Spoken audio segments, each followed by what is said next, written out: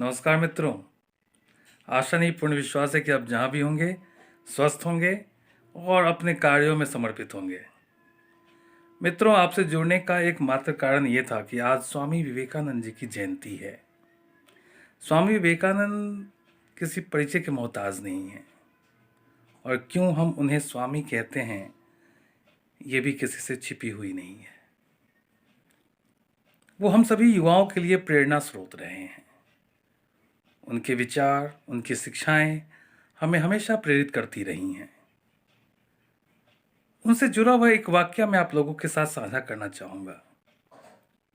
जब वो धर्म सम्मेलन में भाग लेने के लिए शिकागो जाने वाले थे, तब उन्होंने अपनी गुरु माँ शारदा माँ से अनुमति लेने के लिए उनके पास पहुँचे। शारदा माँ उस समय रसोई का कुछ काम कर रही थी। उन्होंने कुछ सोचे समझे उनसे कहा, वो जो छुरी है, चाकू, वो मुझे दो। स्वामी जी ने उस छुरी की नोक की तरफ से उसे पकड़ा और हैंडल की तरफ से उनको दिया। जब शारदा माँ ने इस चीज़ को देखा तो उन्होंने कहा कि अब तुम धर्म संसद में जाने के काबिल हो गए हो, तुम धर्म संसद में जा सकते हो। मतलब ये मेरे प्यारे मित्रों, जो व्यक्ति खुद को असुरक्षित करके दूसरों की सुरक्षा का ध्यान रखता हो, ख्याल रखता हो,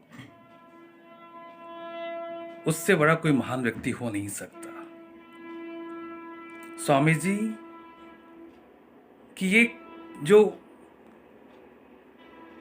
काबिलियत थी, स्वामी जी की जो महानता थी, यही उनको महान बनाती थी। आज के इस कोरोना के युग में हम देखते हैं हमारे आसपास ऐसे बहुत सारे लोग लगे हुए हैं जो अपनी जीवन को दांव पे लगा करके औरों की जान की रक्षा करने में लगे हुए हैं। ये प्रेरणा हमें स्वामी विवेकानंद जी से ही मिलती है।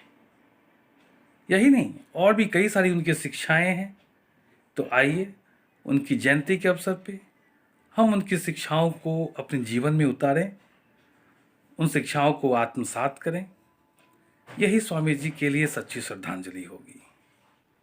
तो एक बार फिर उनके श्री चरणों में शत शत नमन, श्रद्धासुमन। बहुत बहुत धन्यवाद।